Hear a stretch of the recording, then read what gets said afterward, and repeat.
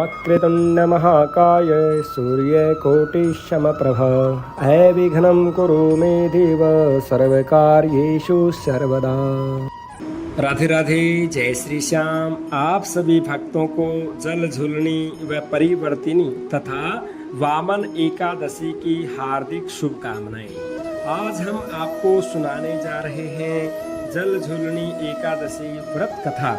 तो आइए कथा शुरू करते हैं। बोली लक्ष्मी नारायण भगवान की जय। भाद्रपद मास के शुक्ल पक्ष की एकादशी को अक्षीर सागर में 4 महीनों के शयन के बीच भगवान विष्णु करवट लेते हैं। निद्रा मगन भगवान के करवट परिवर्तन के कारण ही इसका शास्त्रीय नाम परिवर्तिनी तथा वामन एकादशी भी कहा जाता है। आज के दिन भगवान के वामन अवतार की पूजा की जाती है। भगवान विष्णु के वामन मतलब बोने रूप की पूजा की जाती है। यह पूजा वाजपेय यज्ञ के समान फल देने वाली तथा सभी पापों को मिटाने वाली है।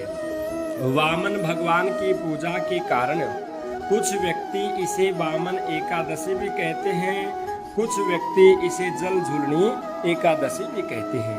इसके दूसरे दिन मनाई जाती है वामन जयंती। धर्मराज युधिष्ठिर ने कहा, हे माधव, भाद्र मास के शुक्ल पक्ष की एकादशी का नाम क्या विधि विधान तथा महात्म्य विस्तार पूर्वक समझाने की जानने की मेरी अभिलाषा है। कृपया करके इसके बारे में कुछ बताइए। श्री कृष्ण भगवान जी ने कहा, हे राजन, सभी पापों को मिटाने वाली और स्वर्ग प्रदायक उत्तम वामन एकादशी का महात्म्य मैं तुमसे बताता हूँ। कृपया ध्यान से सुनिए। यह एकादशी जयंती एकादशी कहलाती है, जल झूलनी एकादशी भी कहलाती है। इसका व्रत करने से वाजपेय यज्ञ का फल प्राप्त होता है, पापियों के पापों का विनाश हो जाता है और इसके अलावा इस एकादशी के अलावा अन्य कोई दूसरा उपाय भी नहीं है। जो मनुष्य इस एकादशी के दिन मेरे वामन रूप की पूजा करता है वो तीनों लोकों की पूजा कर लेता है। मोक्ष की इच्छा रखने वाले मनुष्य इस व्रत को जरूर करें। जो कमल नयन भगवान का कमल से पूजन करते हैं वो अवश्य भगवान के पास जाते हैं। जो भाद्रपद मास के शुक्ल पक्ष की एकादशी को व्रत व पूजन करते हैं उसे ब्रह्मा और विष्णु सहित तीनों लोकों का पूजा करने का पुण्य फल मिल जाता है।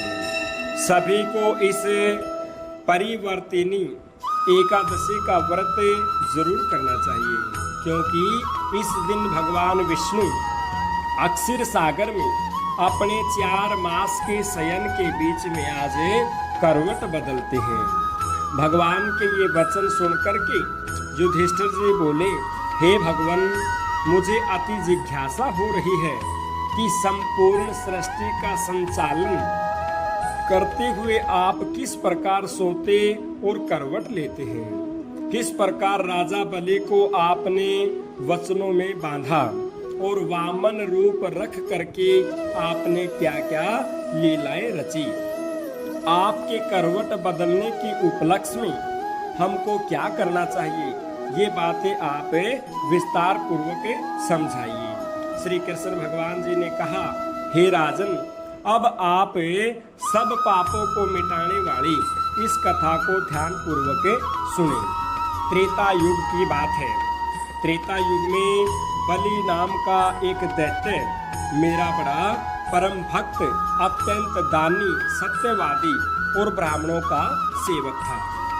यज्ञों के प्रभाव से उसने इंद्र आदि सभी देवताओं को जीत लिया था। अब तो उसने देवलोक पर अपना आधिपत्य जमा करके सभी देवताओं को स्वर्ग से भगा दिया और संपूर्ण लोकों का स्वामी बन गया।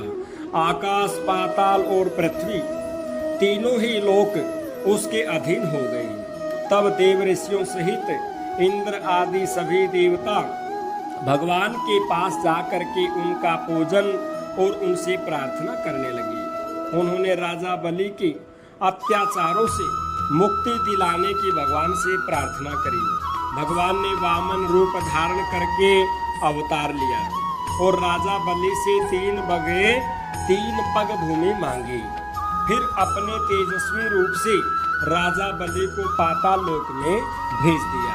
ये वार्ता सुन करके राजा युधिष्ठिर ने पूछा, हे जनार्दन, आपने वामन रूप धारण करके उस महाबली दैत्य को किस प्रकार जीता? श्री कृष्ण भगवान बोले, मैंने वामन रूप धर करके बलि से 3 पग भूमि की याचना करते हुए कहा कि मुझको 3 पग भूमि आप दान में दे दो, इससे तुम्हें तीनों लोकों के दान का पुण्य प्राप्त होगा। तो राजा बलि ने इसको तुच्छ याचना समझ करके, छोटा सा दान समझ करके मुझसे कहा कि 3 पग भूमि तो कुछ भी नहीं होती। मैंने उसे 3 पग भूमि देने का संकल्प लेकर अपने त्रिविक्रम रूप को बढ़ा करके भूलोक में पद रखा, भूवर लोक में पेट, जनलोक में हृदय, यमलोक में कंठ की स्थापना करके सत्य लोक में मुख और उसके ऊपर मस्तक स्थापित कर दिया। सूर्य, चंद्रमा आदि सभी ग्रह, योग, नक्षत्र, इंद्र आदि देवताओं और शेष आदि सब नाग गणों ने विविध प्रकार से वेद सूक्तों में प्रार्थना करी।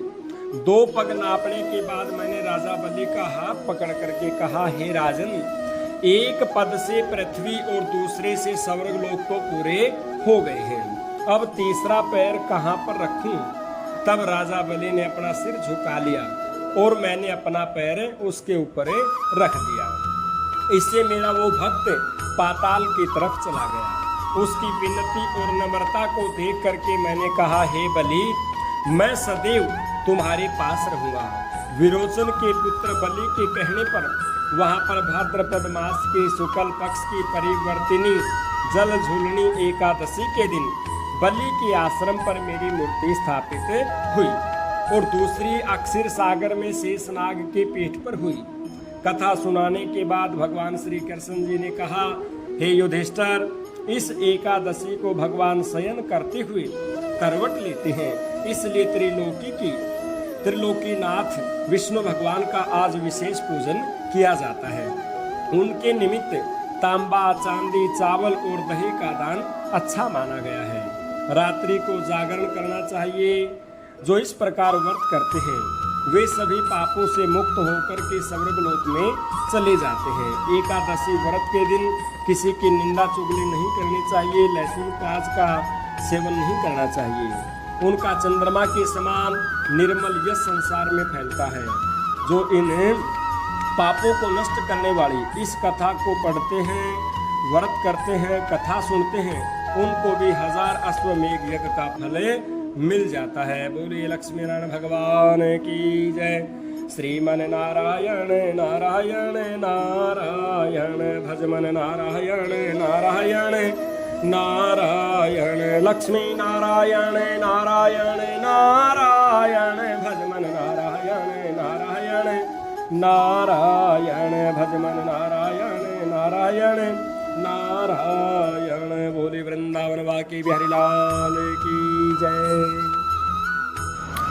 यदि आप सभी को हमारी कथा पसंद आई हो तो हमारी वीडियो को लाइक करें, शेयर करें और सब ऐसी अनेक कथा सुनने के लिए हमारे चैनल को सब्सक्राइब करें, ताकि हमारी वीडियो सबसे पहले आपके पास पहुंच जाए। राधे राधे।